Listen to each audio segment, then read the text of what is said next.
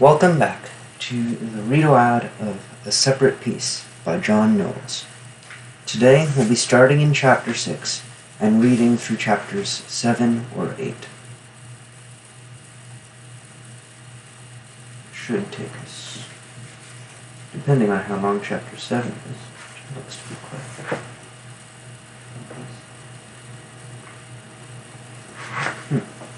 I guess Chapter 7 is the long chapter. To summarize what happened in the last episode, essentially, Jean went to visit Finney, went back,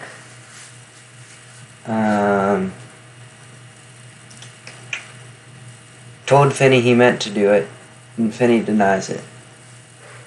Which, as we see, is part of one of our signposts, tough questions, which we see both Jean and Finney having, which we would expect because this is a coming-of-age book, but still.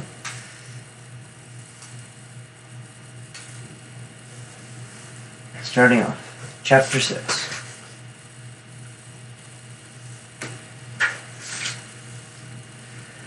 Peace had deserted Devon. Although not in the look of the campus and village, they retained much of their dreaming summer calm. Fall had barely touched the full splendor of the trees, and during the height of the day the sun briefly regained its summertime power. In the air there was only an edge of coolness to imply the coming winter. But all had been caught up, like the first fallen leaves, by a new and energetic wind. The summer session, a few dozen boys being force-fed education, a stopgap while most of the masters were away, and most of the traditions stored against sultriness. The summer session was over. It had been the school's first, but this was its 163rd winter session, and the forces reassembled for it scattered the easy-going summer spirit like so many fallen leaves. That would place it at about 42.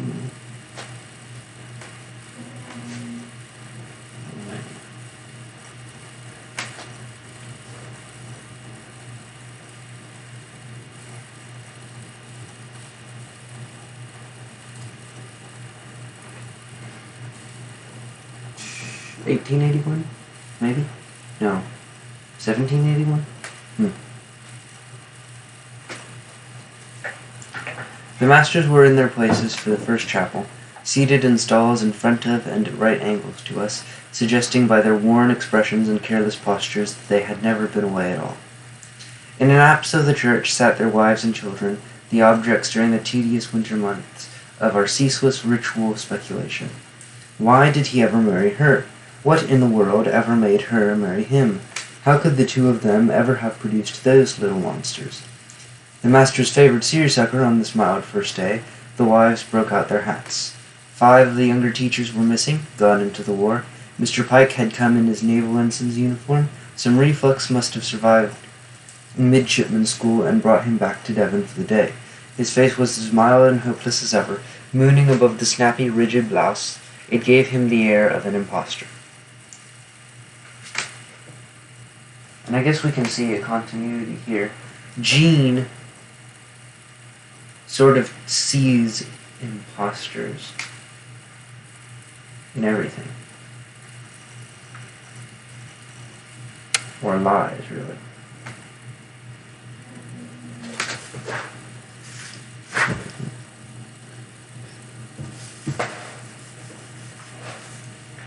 Continuity was the keynote. The same hymns were played, the same sermon given, the same announcements made. There was one surprise. Maids had disappeared for the duration. A new phrase, then, but continuity was stressed. Not beginning again, but continuing the education of young men according to the unbroken traditions of Devon. I knew, perhaps I alone knew, that this was false. Devon had slipped through their fingers during the warm, overlooked months. The traditions had been broken, the standards let down, all rules forgotten. In those bright days of truancy we had never thought of what we owed Devon, as the sermon on this opening day exhorted us to do. We had thought of ourselves, of what Devon owed us, and we had taken all of that and much more. Today's hymn was, Dear Lord and Father of mankind, forgive our foolish ways. We had never heard that during the summer either. This is probably more of a also reflection on human selfishness and individualism.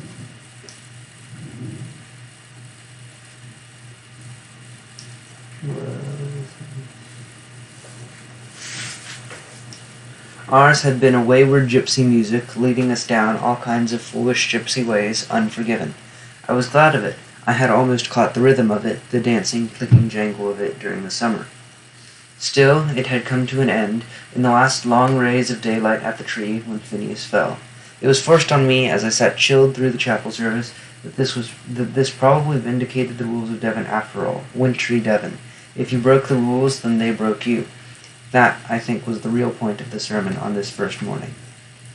After the service ended, we set out 700 strong, the regular winter throng of the Devon school, to hustle through our lists of appointments. All classrooms were crowded, swarms were on the crosswalks, the dormitories were as noisy as factories, every bulletin board was a forest of notices. We had been an idiosyncratic, leaderless band in the summer, undirected except by the eccentric notions of Phineas. Now the official class leaders and politicians could be seen taking charge, assuming as a matter of course their control of these walks and fields which had belonged only to us. I had the same room which Finney and I had shared during the summer, but across the hall, in the large suite where Leper Lepellier had dreamed his way through July and August, amid sunshine and dust motes and windows through which the ivy had reached tentatively into the room, here Brinker Hadley had established his headquarters. Emissaries were already dropping in to confer with him. Leper, luckless in his last year as all the others, had been moved to a room lost in an old building off somewhere in the trees, the gym. Here we see Jean, again, projecting. And Jean has a very subjective view, really, of everything, always trying to put it in his world.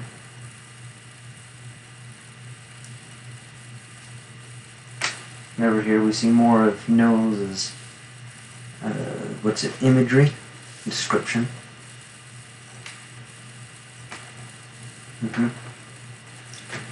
After morning classes and lunch, I went across to see Brinker, stared into the room, and then stopped.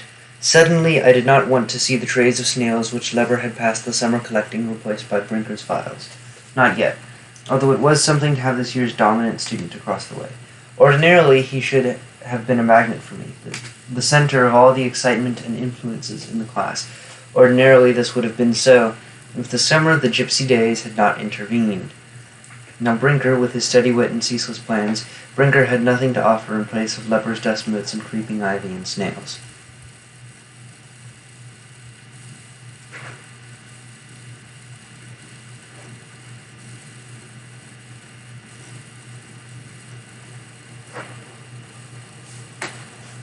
I didn't go in. In any case, I was late for my afternoon appointment. I never used to be late, but today I was, later even than I had to be. I was supposed to report to the crew house, down on the banks of the lower river. There are 2 rivers at Devon, divided by a small dam. On my way, I stopped on the footbridge which crosses the top of the dam separating them, and looked upstream, at the narrow little Devon River sliding toward me between its thick fringe of pine and birch. As I had to do whenever I glimpsed this river, I thought of Phineas. Not of the tree in pain, but one of his favorite tricks. Phineas in exaltation, balancing on one foot on the prow of a canoe like a river god, his raised arms invoking the air to support him, face transfigured, body in a complex set of balances and compensations, each muscle aligned in perfection with all the others to maintain this supreme fantasy of achievement, his skin glowing from immersion, his whole body hanging between river and sky, as though he had transcended gravity and might be gently pushing upward with his foot glide a little way higher and remain suspended in space, encompassing all the glory of the summer and offering it to the sky.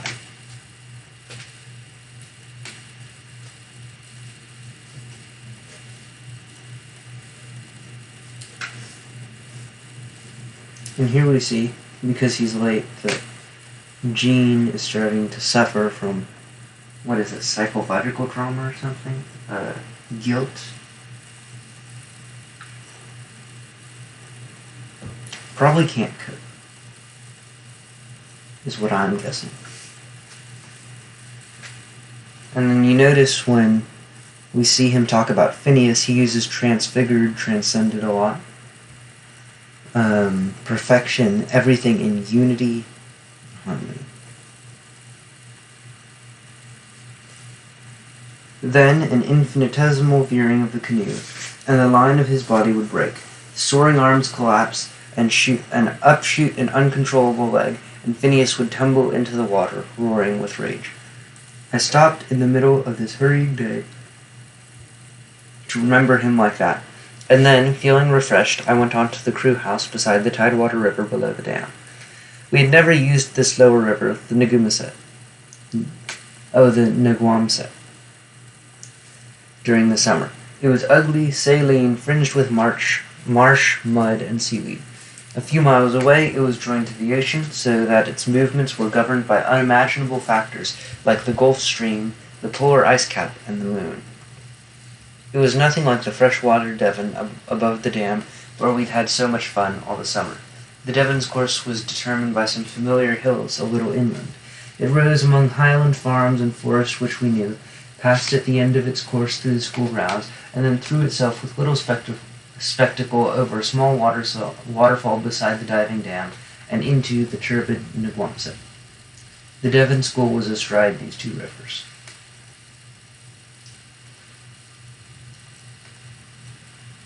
Perhaps this shows as Devon being like the virtuous, untainted,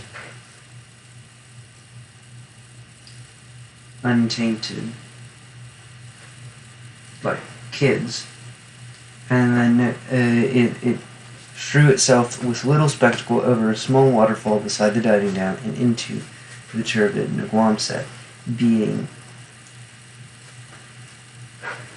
a loss of innocence, taint, going into the world.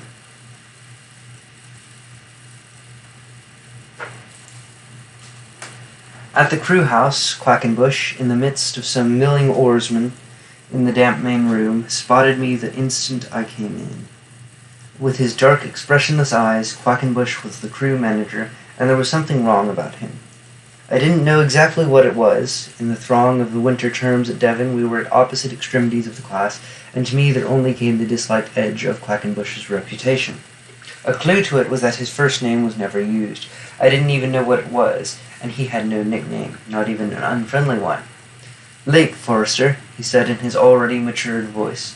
He was a firmly masculine type. Perhaps he was disliked only because he had matured for the rest of us. "Yes, sorry, I got held up.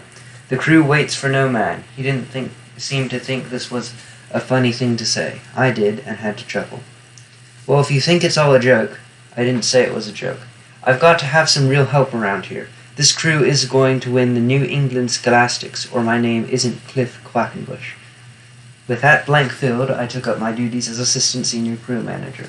There is no such position officially, but it sometimes came into existence through necessity, and was the opposite of a sinecure. And here comes the time where I see that I forgot to pull out a dictionary. Sinecure. A position requiring little or no work but giving the holder status or financial benefit.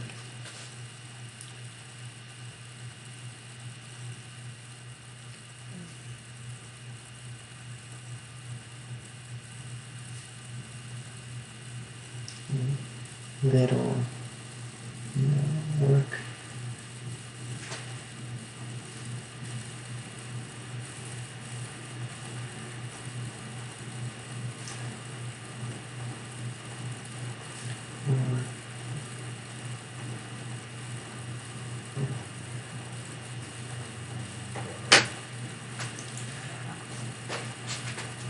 It was all work and no advantages. Well, there's an explanation right there. I suppose I didn't need to look it up.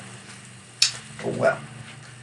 The official assistant to the crew manager was a member of the class below, and the following year he could come into the senior management with its rights and status. An assistant who was already a senior ranked nowhere. Since I had applied for such a non-entity of a job, Quackenbush, who who had known as little about me as I had about him, knew now. "Get some towels," he said without looking at me, pointing at a door. "How many? Who knows? Get some. As many as you can carry. That won't be too many."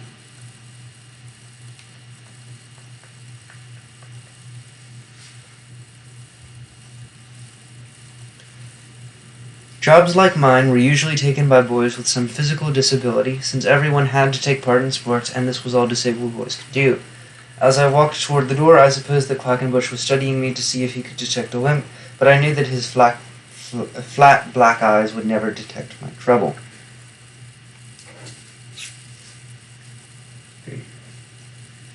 Gene, emotional trauma. There's a U in there. Or maybe not trauma, but something else like that.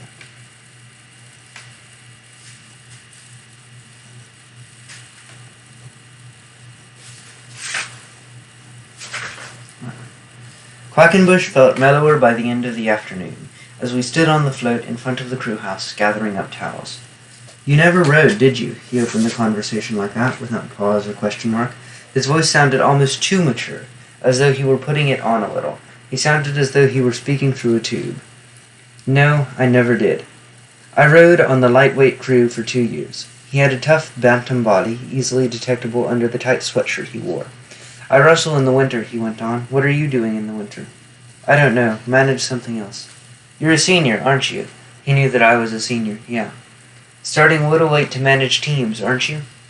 "Am I?" "Damn right you are." He put indignant conviction into this, pouncing on the first sprig of assertiveness in me. "Well, it doesn't matter." "Yes, it matters." "I don't think it does." "Go to hell, Forrester. Who the hell are you anyway?"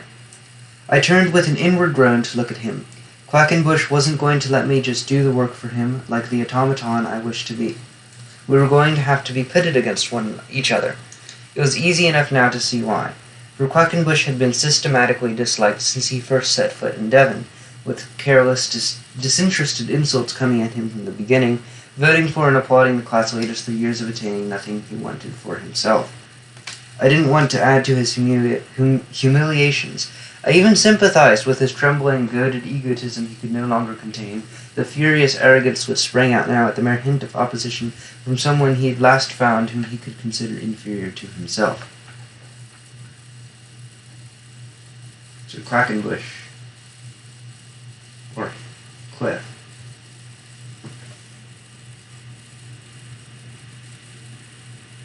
Sort of like, I guess, the guy that, never got taught etiquette and manners.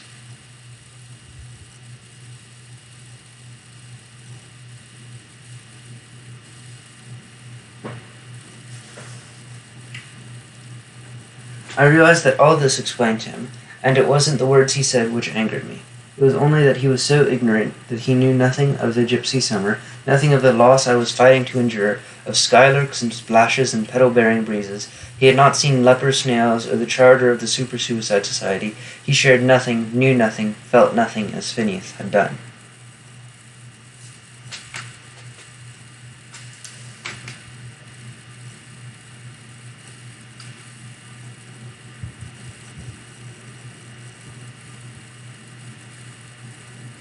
I suppose this is probably pretty important.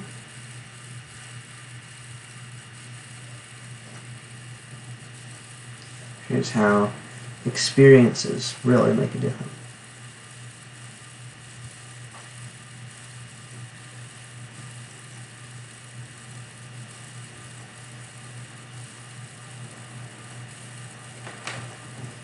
You, Quackenbush, don't know anything about who I am. That launched me, and I had to go on and say, or anything else. Quackenbush says, "Listen, you." I hit him hard across the face. I didn't know why for an instant. It was almost as though I were maimed. Then the realization that there was someone who was flashed over me. Quackenbush had clamped his arm in some kind of tight wrestling grip around my neck, and I was glad in this moment not to be a cripple. I reached over, grasped the back of his sweatshirt, wrenched, and it came away in my hand. I tried to throw him off. He lunged at the same time, and we catapulted into the water. The dowsing extinguished Quackenbush's rage, and he let go of me. I scrambled back onto the float, still scared by what he had said. "The next time you call anybody maimed," I bit off the words harshly so he would understand all of them, You better make sure they are first. Get out of here, Forrester, he said bitterly from the water. You're not wanted around here, Forrester. Get out of here. I fought that battle, that first skirmish of the long campaign, for Finney. Here we see, again, war reference. Until the back of my hand cracked against Quackenbush's face, I had never pictured myself in the role of Finney's defender, and I didn't suppose that he would have thanked me for it now. He was too loyal to anything connected with himself. His roommate, his dormitory, his class, his school, outwardly and vastly expanded circles of loyalty. Dang favoritist. Until I couldn't imagine who would be excluded. But it didn't feel exactly as though I had done it for Phineas. It felt as though I had done it for myself. And here we see again, and this is probably one of my biggest criticisms of Phineas, is his circles of loyalty based on people. And I probably should have written that before, but that's okay. Not on ideas like they should be.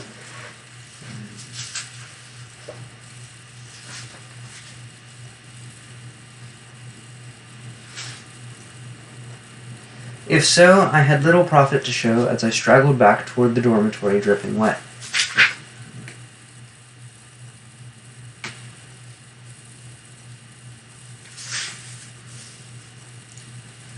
With the job I had wanted gone, temper gone, mind circling over and over through the whole soured afternoon, I knew now that it was fall, all right. I could feel it pressing clammily against my wet clothes, an unfriendly, discomforting breath in the air, an edge of wintry chill, air that shriveled, soon to put out the lights on the countryside. One of my legs wouldn't stop trembling. Whether from cold or anger, I couldn't tell. I wished I had hit him harder. Something was coming toward me along the bent, broken lane which led to the dormitory, a lane out of old London, ancient houses on either side leaning as though soon to tumble into it, cobblestones heaving underfoot like a bricked-over ocean squall. A figure of great height advanced down them toward me. It could only be Mr. Luddsbury. No one else could pass over those stones with such contempt for the idea of tripping. The houses on either side were inhabited by I didn't know who. Wispy, fragile old ladies seemed most likely. I couldn't duck into one of them. There were angles and bumps and bends and everywhere, but none big enough to conceal me. Mr. Luddsbury loomed on like a high-masted clipper ship in this rocking passage, and I tried to go stealthily by him on my watery, squeaking sneakers.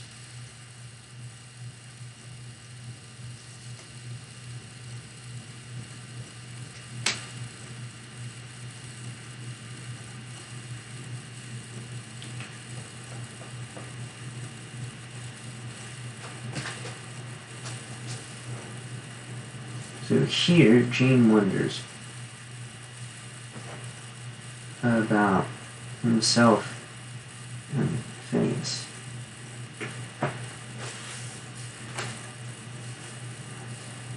Just one moment, Forrester, if you please. Mr. Luddsbury's voice was bass, British, and his Adam's apple seemed to move as much as his mouth when he spoke.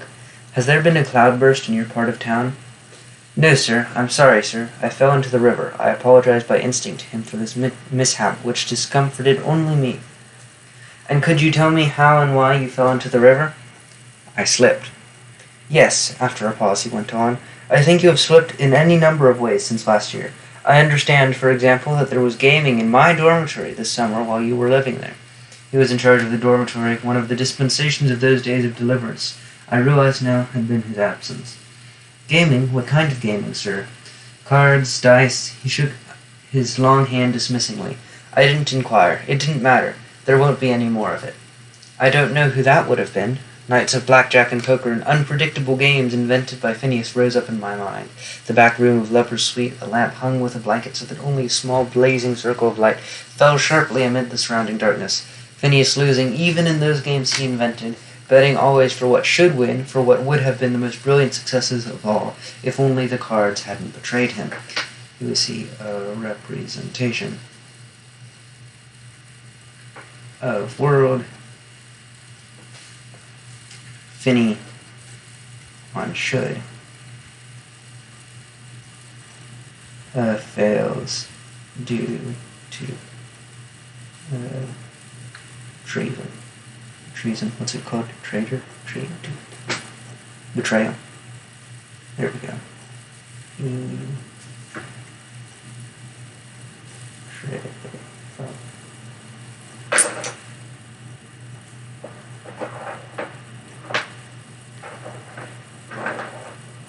Finney finally betting his icebox and losing it, a contraption to me.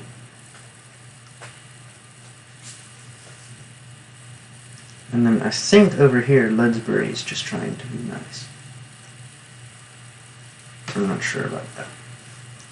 I thought of it because Mr. Ledsbury was just then saying, "And while I'm putting that dormitory back together, I'd better tell you to get rid of that leaking icebox. Nothing like that is ever permitted in the dormitory, of course. I noticed that everything went straight to seed during the summer, and that none of you old boys who knew our standards so much as lifted a finger to help Mr. Prudhomme maintain order. As a substitute for the summer, he couldn't have been expected to know everything there was to be known at once. You old boys simply took advantage of the situation." I stood there shaken in my wet sneakers. If only I had the situation, seized and held, and here we see the, what's it called, like regret of choices not taken. Taken, whatever that's called. Seized and held and prized the multitudes of advantages the summer offered me, if only I had. I said nothing. On my face I registered the bleak look of a defendant who knows the court will never be swayed by all the favorable evidence he has. It was a schoolboy look. Mr. Ledsbury knew it well. "There's a long-distance call for you," he continued in the tone of the judge performing the disagreeable duty of telling the defendant his right. "I've written the operator's number on the pad beside the telephone in my study. You may go in and call." "Thank you very much, sir." He sailed on down the lane without further reference to me, and I wondered who was sick at home. It's probably a reference I don't get.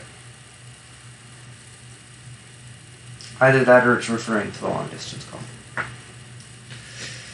But when I reached his study, low-ceilinged, gloomy with books, black leather chairs. Low-ceilinged? Contrast to him, because he seems really tall. His height. Black leather chairs, a pipe rack, frayed brown rug, a room which students rarely entered except for a reprimand. I saw on the pad not an operator's number from my hometown, but one which seemed to interrupt the beating of my heart. I called this operator and listened in wonder while she went through her routine as though this were just any long-distance call. And then her voice left the line, and it was preempted and charged by the voice of Phineas. "Happy first day of the new academic year." Here, listened in wonder, because... what's it? The others are not as involved in your life as you are, Gene. All have own lives. And I wonder if Gene is going to realize that sometime soon or not. He might not. It would be sort of funny. Thanks a lot. It's, you sound... I'm glad to hear you. Stop stuttering. I'm paying for this. Who are you rooming with? Nobody. They didn't put anyone else in the room. Saving my place for me. Good old Devon. But anyway, you wouldn't have let them put anyone else in there, would you? Friendliness, simple, outgoing affection. That was all I could hear in his voice. No, of course not. I didn't think you would. Roommates are roommates, even if they do have an occasional fight. You were crazy when you were here. I guess I was. I guess I must have been. Completely over the falls. I wanted to be sure you'd recovered. That's why I called up. I knew that if you let them put anybody else in the room in my place, then you really were crazy. But you didn't. I knew you wouldn't. Well, I did just have a trace of doubt. That was because you talked so crazy here. I have to admit I had just a second when I wondered. I'm sorry about that, Jean. Naturally, I was completely wrong. You didn't let them put anyone else in my spot.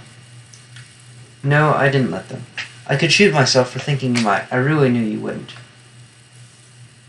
And here, Finney is snuffing his good sense. Again. Or not good sense, but what's it? The rational part. The rational.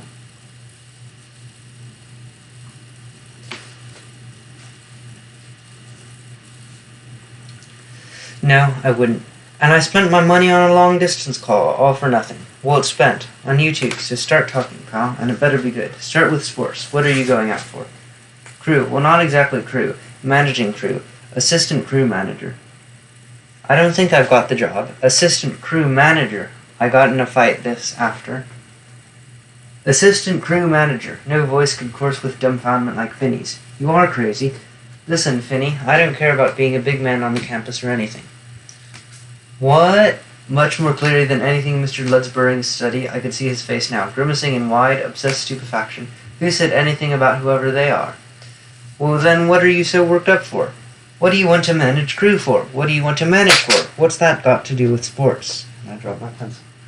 And it broke again. Shoot.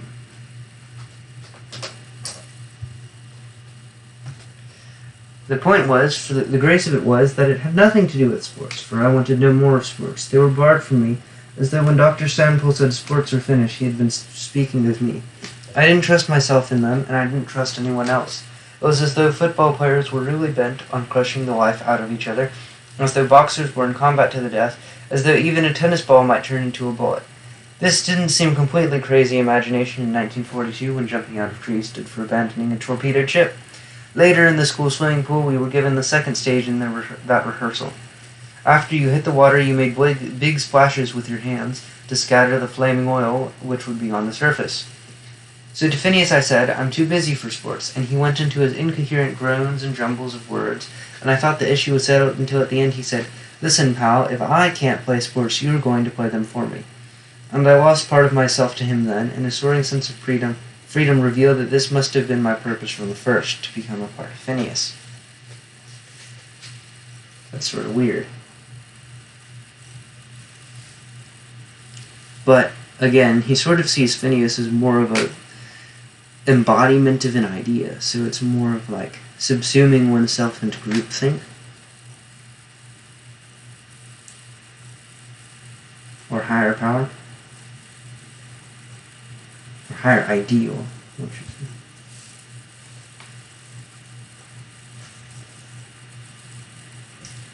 And then because Gene, well, firstly, he has problems with his identity, but his identity also seems to be worked in with Finney somewhere.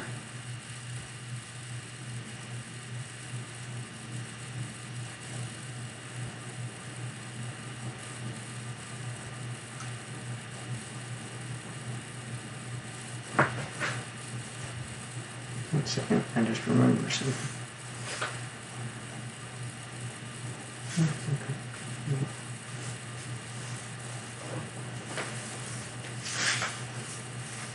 And so in chapter 6, it's mainly just more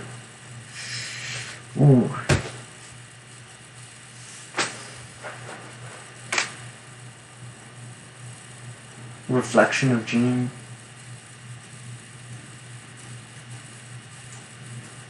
On maturity and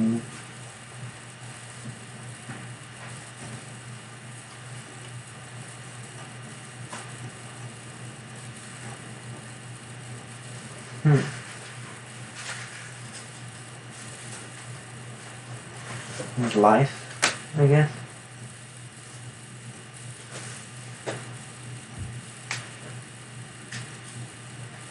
While Finney starts to live vicariously.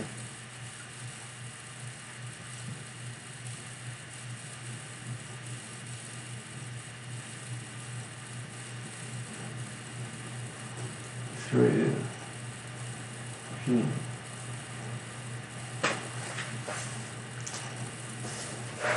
Chapter 7. Bringer Hadley came across to see me late that afternoon. I had taken a shower to wash off the sticky salt of the Naguamset River. Going into the Devon was like taking a refreshing shower itself. You never had to clean up after it, but the Naguamset was something else entirely. I had never been in it before. It seemed appropriate that my baptism there had taken place on the first day of this winter session, and that I had been thrown into it in the middle of a fight. I washed the traces off me, and then put on a pair of chocolate brown slacks, a pair which Phineas had been particularly critical of when he wasn't wearing them, and a blue flannel shirt. And I dropped that pencil too.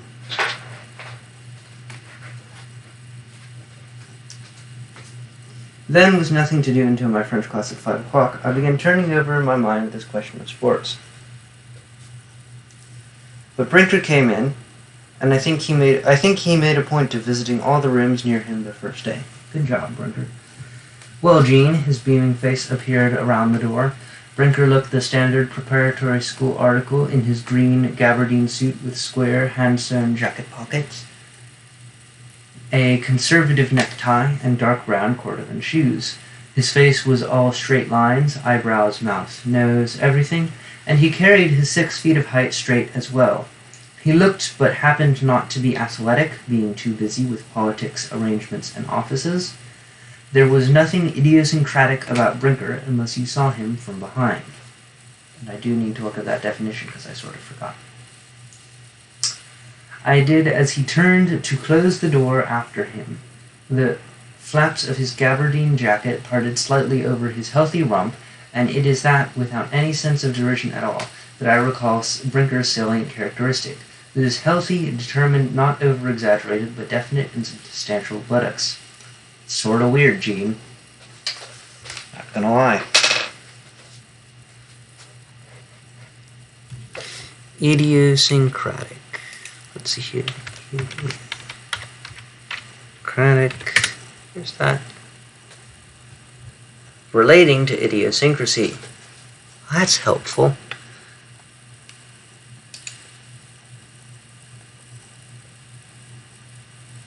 Someone who does things in their own way.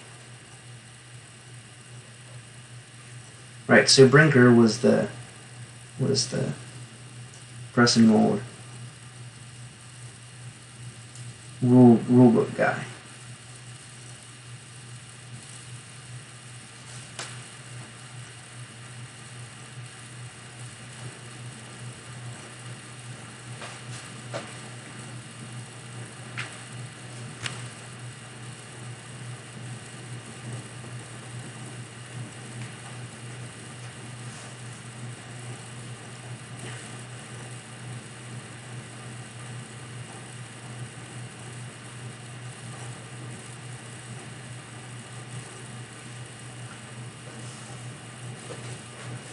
And notice how he referred to bathing in the Naguamset as a baptism, and that he had been thrown into it in the middle of a fight.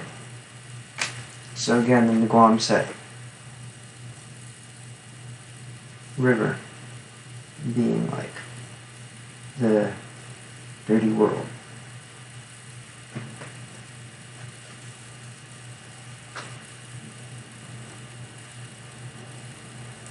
Here you are, in your solitary splendor, he went on genially.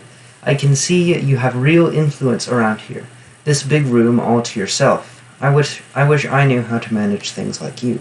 He grinned confidingly and sank down on my cot, leaning on his elbow in a relaxed, at-home way.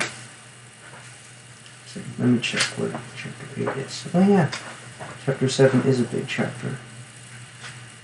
8's bigger. I guess the chapters space out near the end.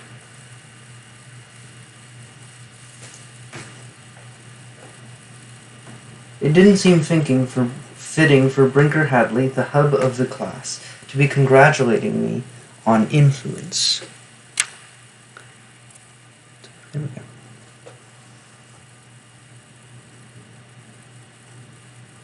I was going to say that while he had a roommate, it was frightened Brownie Perkins, who would never impine on Brinker's comfort in any way, and that they had 2 rooms, the front one with a fireplace. Not that I grudged him any of this. I liked Brinker in spite of his winter session efficiency. Almost everyone liked Brinker. So Brinker, I guess you could consider him a foil to... what's that other guy? QB? Cliff. Because everyone likes Brinker, no one likes Cliff, and, well, Cliff's sort of the athletic guy. But in the pause I took before replying, he started talking in his light-hearted way again. He never let a dull spot appear in conversation if he could help it. I'll bet you knew all the time that Finney wouldn't be back this fall. That's why you picked him for a roommate, right? What? I pulled quickly around in my chair, away from the desk, and faced him.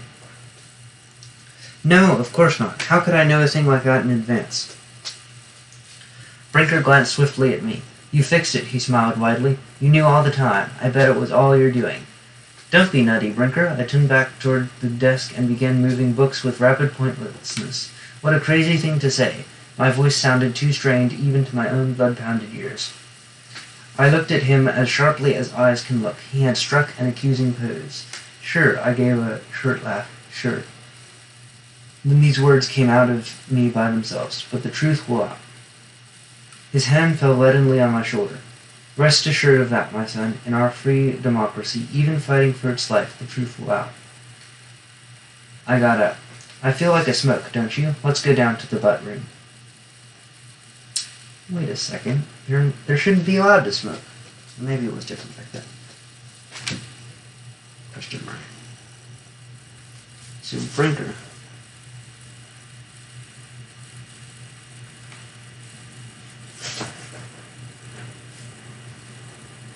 Brinker confronts Gideon. Yes, yes, to the dungeon with you. The butt room was something like a dungeon. It was in the basement or the bowels of the dormitory. There were about 10 smokers already there. Everyone at Devon had many public faces. In fact, we looked, if not exactly scholarly, at least respectably alert. On the playing fields, we looked like innocent extroverts, and in the butt room, we looked very strongly like criminals. The school's policy, in order to discourage smoking, was to make these rooms as depressing as possible.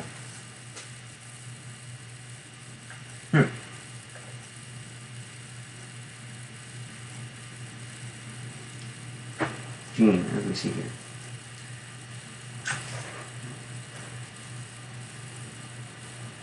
Gets nervous with what he thinks is truth.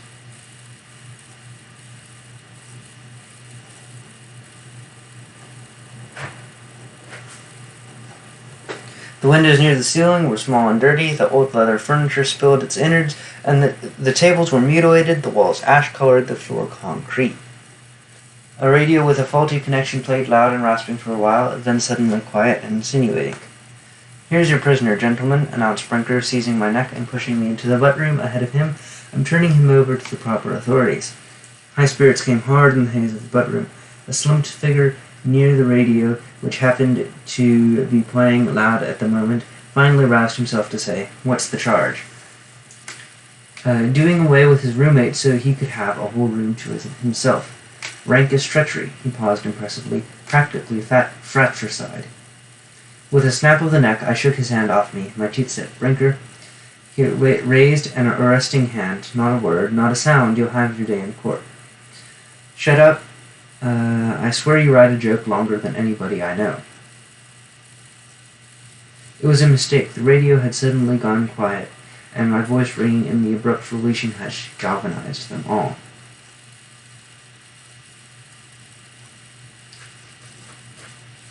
Here we see Gene freaking out a bit more.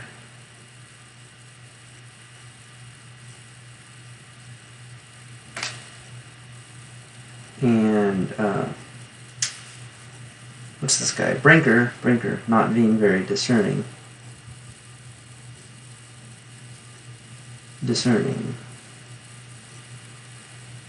with his joke.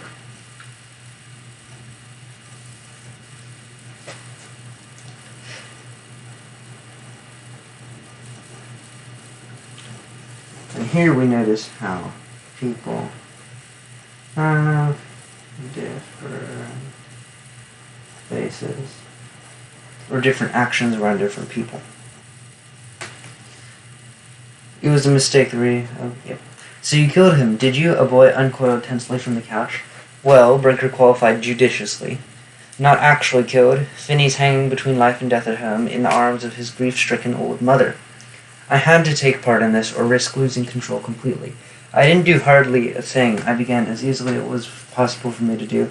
So he's trying to run with the joke here. Trying to run with the joke.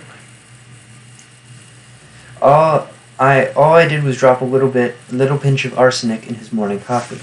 That's actually not very smart. He should have used cyanide instead, because you can build up a resistance to arsenic.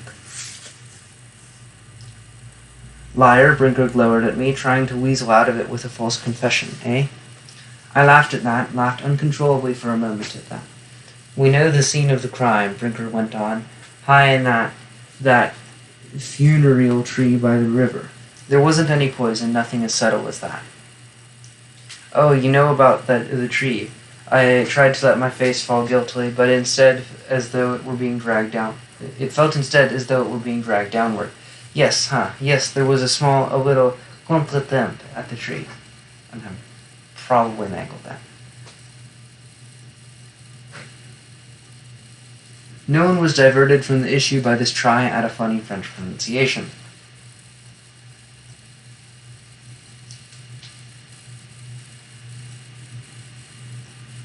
Tell us everything, a younger boy at the table said huskily.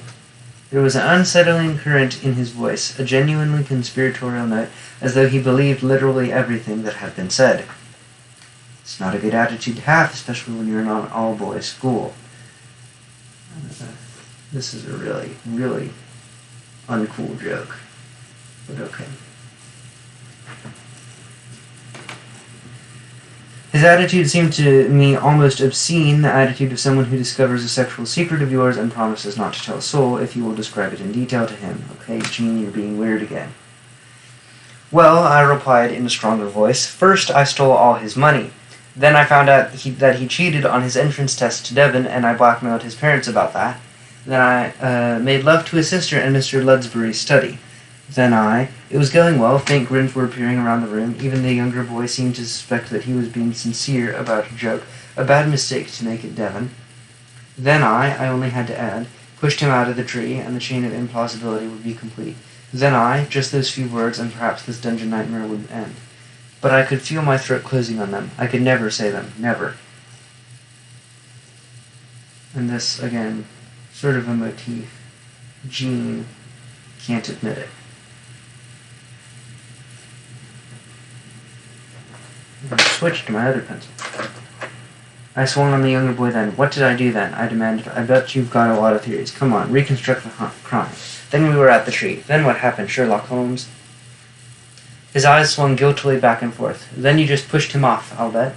Lousy bet, I said offhandedly, falling into a chair as though losing interest in the game. You lose. I guess you're Dr. Watson after all. They laughed at him a little, and he squirmed and looked guiltier than ever. He had a very weak foothold among the butt-room crowd, and I pretty well pushed him off it. His glance flickered out at me from his defeat, and I saw to my surprise that I had, by making a little fun of him, brought upon myself his unmixed hatred. For my escape, this was the price I was willing to pay. Similar between how Finney made Gene feel, or how Gene felt by misconstruing. Finney? There we go. French, I exclaimed. Enough of this contretemps. I've got to study my French. Okay, I'm going to look that up real quick. Contretemps.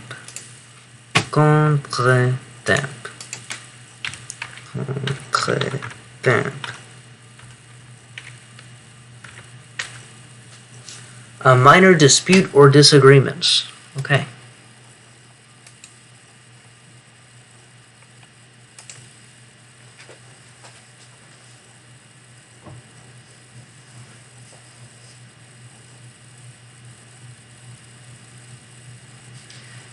Minor dispute or disagreements.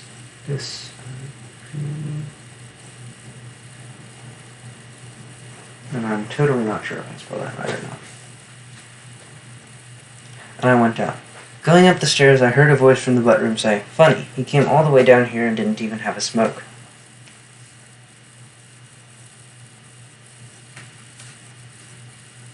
Huh. They really shouldn't allow students to smoke back then, but I suppose it was...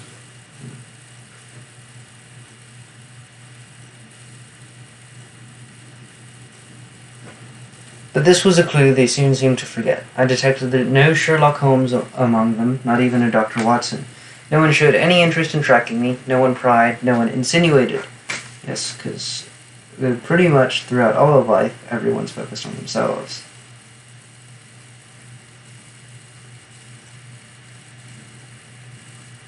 And that's where Finney stood out. The daily list of appointments lengthened with the rays of the receding autumn sun until the summer, the opening day, even yesterday, became by the middle of October something gotten out of the way and forgotten because tomorrow bristled with so much to do. In addition to classes and sports and clubs, there was the war. Brinker Hadley could compose his shortest war poem ever written. The war is a bore, if he wanted to, but all of us had to take stronger action than that. First, there was the local apple crop threatening to rot because the harvesters had all gone into the army or war factories. We spent several shining days picking them and were paid in cash for it. Brinker was inspired to write his apple ode. Our chore is the core of the war. And the novelty and money of these days excited us. Life at Devon. I suppose Brinker must fancy himself a poet. Life at Devon was revealed as still very close to the ways of peace. The war was at worst only a bore, as Brinker said, no more taxing to us than a day spent at harvesting in an apple orchard.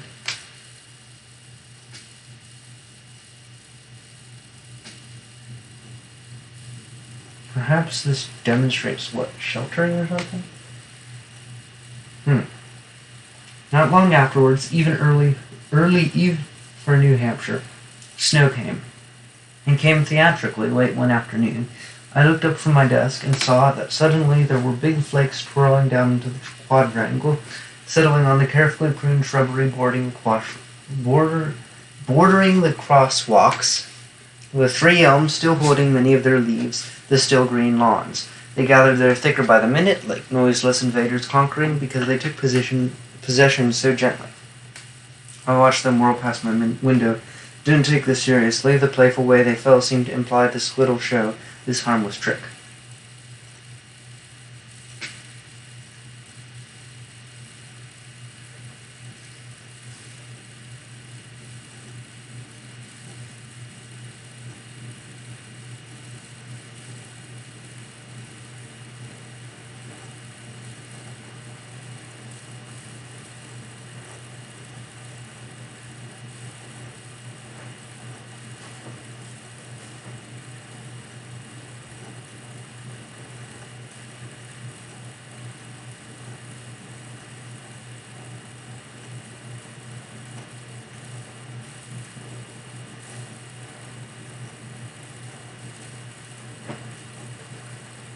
It seemed to be true. The school was thickly blanketed that night, but the next morning, a bright, almost balmy day, every flake disappeared. The following weekend, however, it snowed again.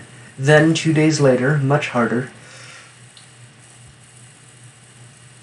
and by the end of that week, the ground had been clamped under snow for the winter.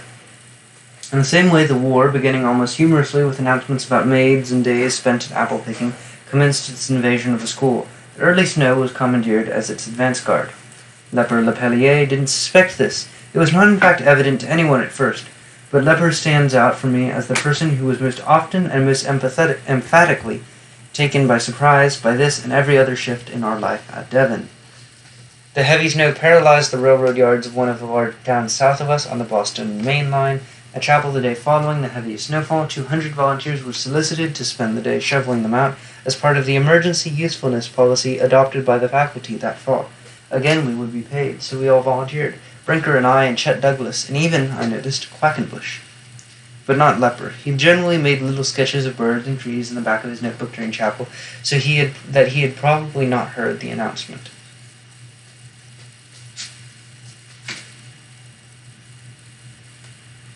So, Leper.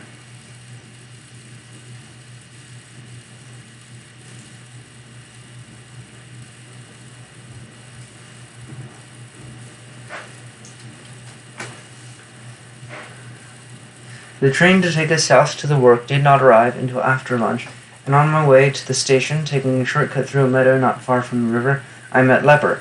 I had hardly seen him all fall, and I hardly recognized him now.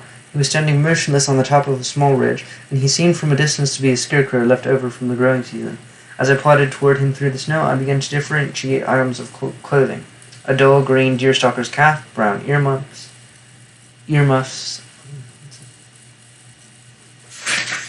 a thick gray woolen scarf. Then at last I recognized the face in the midst of it. Actually, here we see art, like the poem. Perhaps he's relating art to innocence. At last I recognized the face in the midst of them, lepers, pinched and pink, his eyes peering curiously toward some distant woods through steel-rimmed glasses.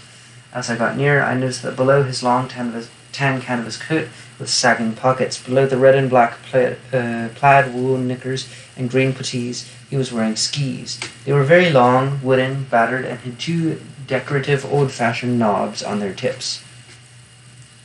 "You think there's a path through these woods?" he asked in his mild, tentative voice when I got near.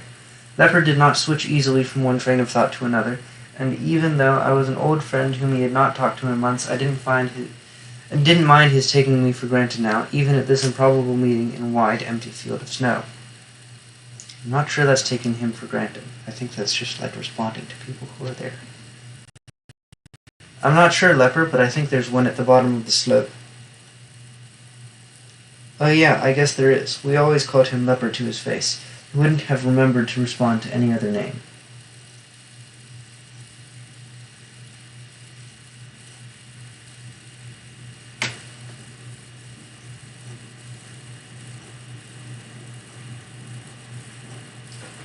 Is Knowles trying to make Leopard the guy stepping past?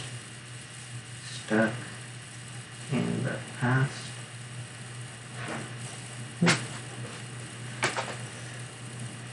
"I'm not sure, Leopard, but I think there's one at the bottom of the slope." "Oh yeah, I guess there is." We always called him Leopard to his face. He wouldn't have remembered to respond to any other name. I couldn't keep from staring at him, at the burlesque explorer look of him. "What are you?" I asked at last. What are you doing, anyway?" "I'm touring." "Touring?" I examined the long bamboo ski poles he held. "How do you mean, touring?" "Touring, it's the way you get around the countryside in the winter. Touring skiing, it's how you go overland in the snow. Or you could just live somewhere where it doesn't snow." "Where are you going?" "Well, I'm not going anywhere." He bent down to tighten the lacings on a puttee. "I'm just touring around. There's that place across the river where you could ski. The place where they have the rope tow on that steep hill across from the railroad station. You could go over there." "No, I don't think so." He surveyed the woods again, although his breath had fogged his glasses. "That's not skiing." "Why, sure that's skiing. It's a good little run. You can get going pretty fast on that hill." Yes, but that's it. That's why it isn't skiing. Skiing isn't supposed to be fast. Skis are for useful locomotion." He turned his inquiring eyes on me. "You can break a leg with that downhill stuff."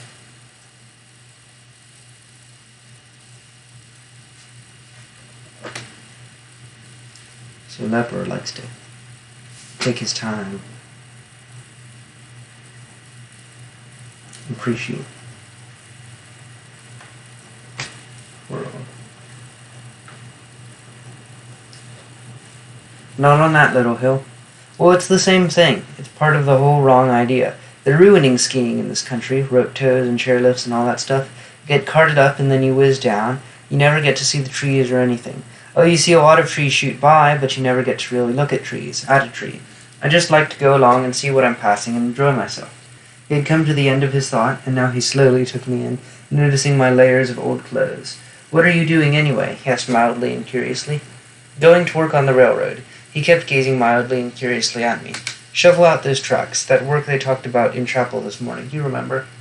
"Have a nice day at it anyway," he said. "I will, you too." "I will if I find what I'm looking for. A beaver dam. It used to be up the Devon a ways, in a little stream that flows into the Devon. It's interesting to see the way beavers adapt to the winter. Have you ever seen it?"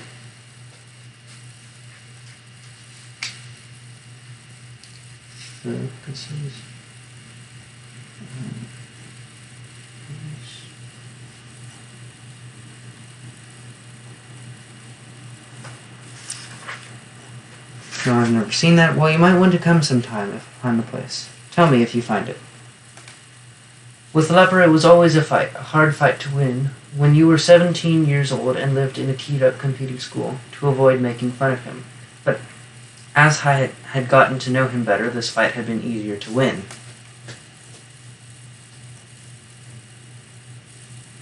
Maybe you're just confrontational, Gene.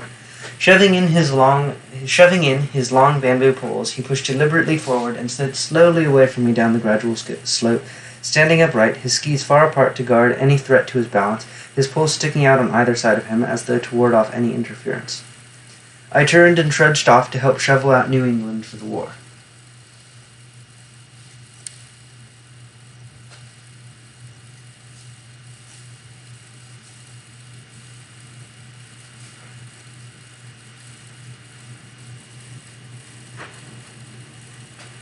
I spent an odd day toiling in that railroad yard.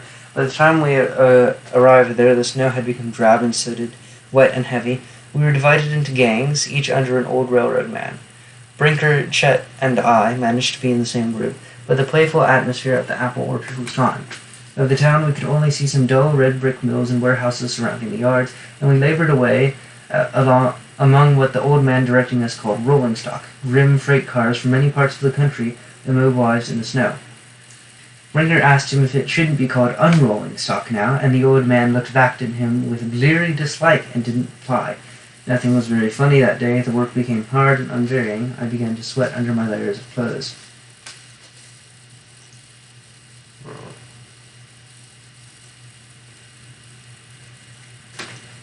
By the middle of the afternoon, we had lost our fresh volunteer look. The grime of the railroad and the exhaustion of manual laborers were on us all. We seemed of a piece with the railroad yards and the mills and warehouses. The old man resented us, or we made him nervous, or maybe he was as sick as he looked.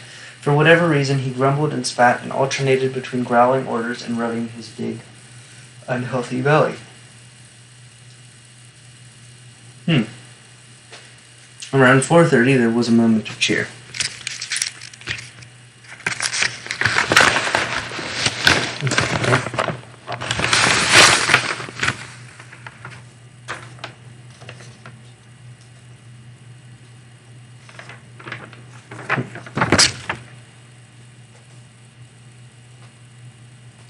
The main line had been cleared, and the first train rattled slowly through.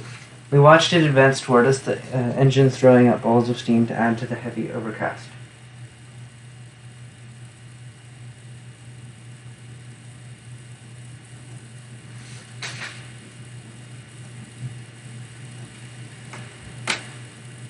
All of us lined both sides of the track and got ready to cheer the engineer and passengers. The coach windows were open, and the passengers surprisingly were hanging out. They were all men, I could discern, all young, all alike. It was a troop train. Over the clatter and banging of the wheels and couplings, we cheered, and they yelled back, both sides taken by surprise.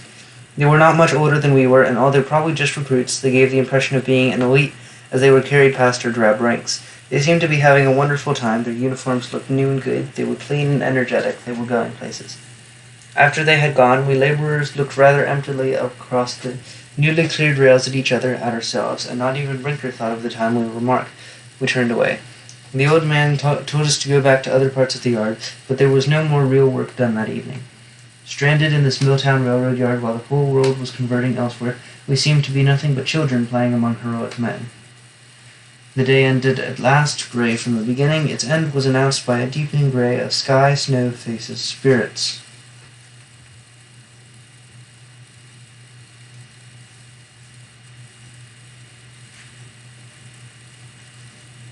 This is probably showing a huge difference.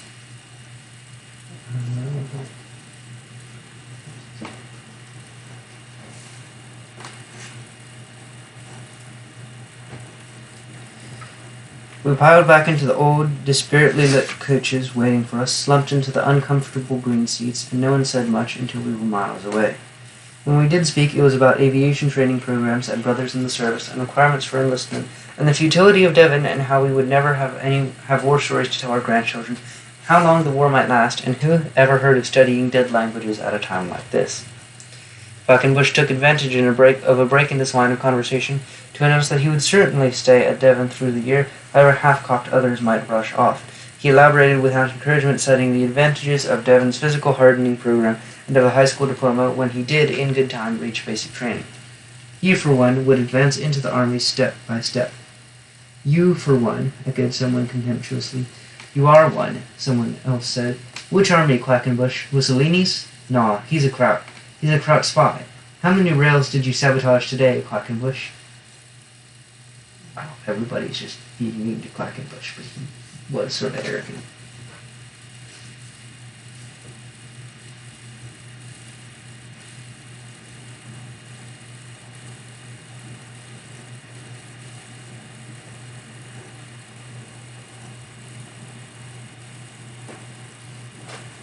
Mussolini's not a Kraut. He's the... like, really. I thought they interned all Quackenbushes the day after Pearl Harbor. No, they put the Japanese in concentration camps, man. Get it right. To which Brinker added, they didn't find him. He hid his light under a Quackenbush. We were all tired at the end of that day. Walking back to the school grounds from the railroad station, in the descending darkness, we overtook a lone figure sliding across the snow-covered edge of the street. Will you look at Lepellier, began Brinker irritably. Who does he think he is, the abominable snowman? He's just been out skiing around, I said quickly. I didn't want to see today's string timbers exploded on Leper. Then, as we came up beside him, did you find the dam, Leper? He turned his head slowly, without breaking his forward movement of alternately planted poles and thrust skis, rhythmically but feebly continuous like a homemade piston engines. You know what? I did find it. His smile was wide and unfocused, as though not for me alone, but for anyone and anything which wished to share this pleasure with him. And it was really interesting to see. I took some pictures of it, and if they come out, I'll bring them over and show you.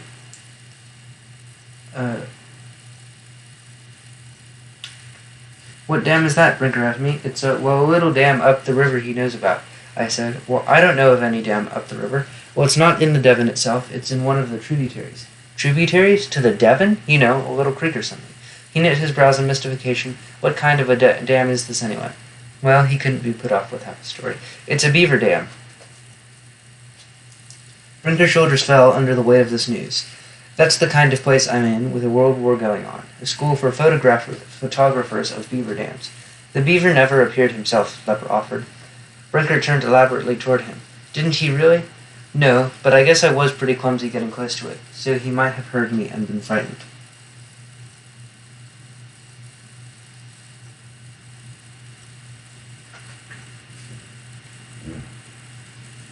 Here we see Brinker disregards anything besides what he deems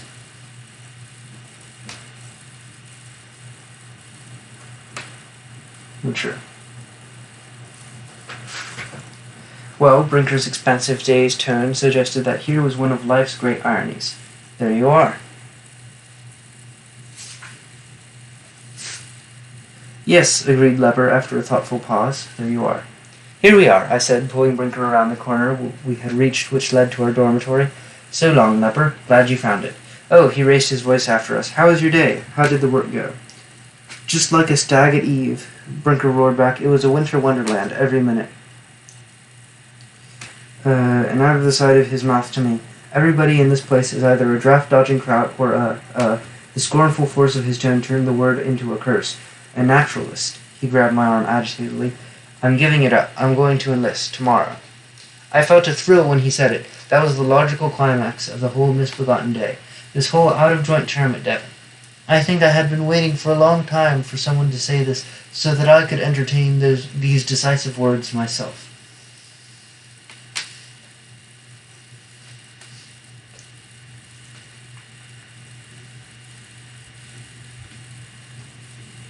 To enlist, to slam the door impulsively on the past, to shed everything down to my last bit of clothing, to break the pattern of my life, that complex design I had been weaving since birth with all its dark threads, its unexplainable symbols set against a conventional background of domestic white and schoolboy blue, all those tangled strands which required the dexterity of a virtuoso to keep flowing. I yearned to take giant military shears to it, snap, bitten off in an instant, and nothing left in my hand but spools of khaki which could weave only a plain, flat khaki design, however twisted they might be.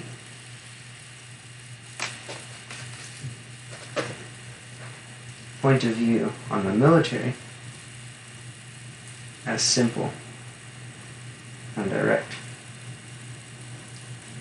which may or may not be true depending on how you look at it.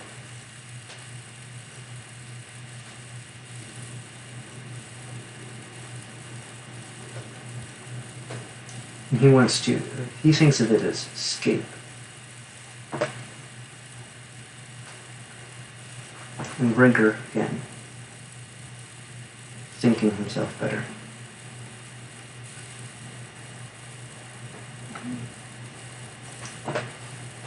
Not that it would be a good life, the war would be deadly, all right, but I was used to finding something deadly in things that attracted me. There was always something deadly lurking in anywhere I wanted, anything I loved, and if it wasn't there, as for example with Phineas, then I put it there myself. Probably have a problem, Gene. But in the war, there was no question about it at all. It was there. I separated from Brinker in the quadrangle since one of his clubs was meeting and he could not go back to the dormitory yet. I've got to preside at a meeting of the Golden Fleece Debating Society again, he said in a tone of amazed contempt. The Golden Fleece Debating Society. We're mad here, all mad. And he went off raving to himself in the dark. It was a night made for hard thoughts. Sharp stars pierced singly through the blackness, not sweeps of them or clusters or Milky Ways as there might have been in the south, but single chilled points of light, as unromantic as knife blades. Devon, muffled under the gentle occupation of the snow, was dominated by them. The cold Yankee stars ruled this night. They did not invoke in me thoughts of God, or sailing before the mast, or some great love his clouded night skies at home had done. I thought instead, in the light of those cold points, of the decision facing me. Oh yeah, I just realized, why did Dixie parents send their boy to a Yankee school? Send him to a Dixie school.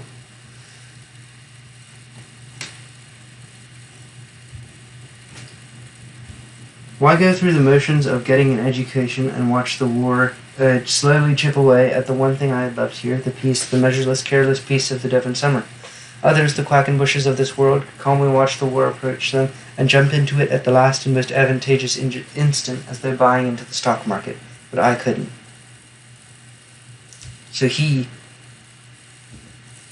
lacks patience, but cannot stand by degeneration.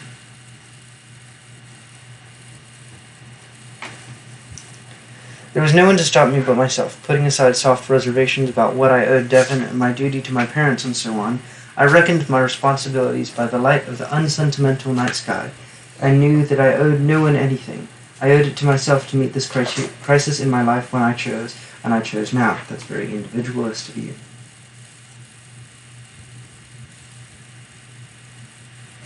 I bounced zestfully up the dormitory stairs, perhaps because my mind still retains the image of the sharp night stars, those few fixed points of light in the darkness, perhaps because of the warm yellow light streaming from under my own door came as such a shock. It was a simple case of a change of expectation. The light should have been off. Instead, as though alive itself, it poured in a thin yellow slab of brightness from under the door, illuminating the dust and splinters of the hall floor. I grabbed the knob and swung open the door. He was seated in my chair at the desk, bending down to adjust the gross encumbrance of his legs so that only the familiar ears set close against his head were visible, and his short-cut brown hair. He looked up with a provocative grin. "Hi, pal, where's the brass band?" Everything that had happened throughout the day faded like that first false snowfall of the winter. Phineas was back. Here we'll stop for today. Chapter 7.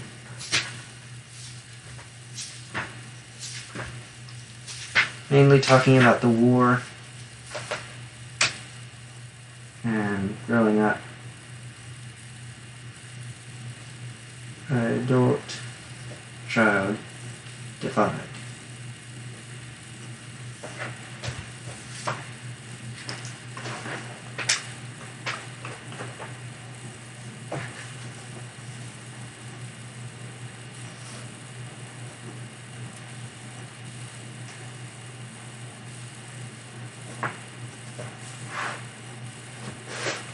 So that concludes today's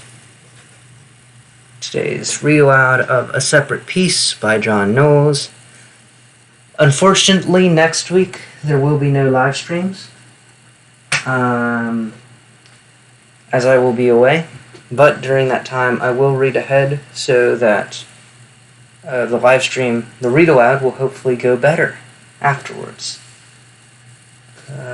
Until then, thank you for being with me on today's reading of A Separate Piece by John Knowles.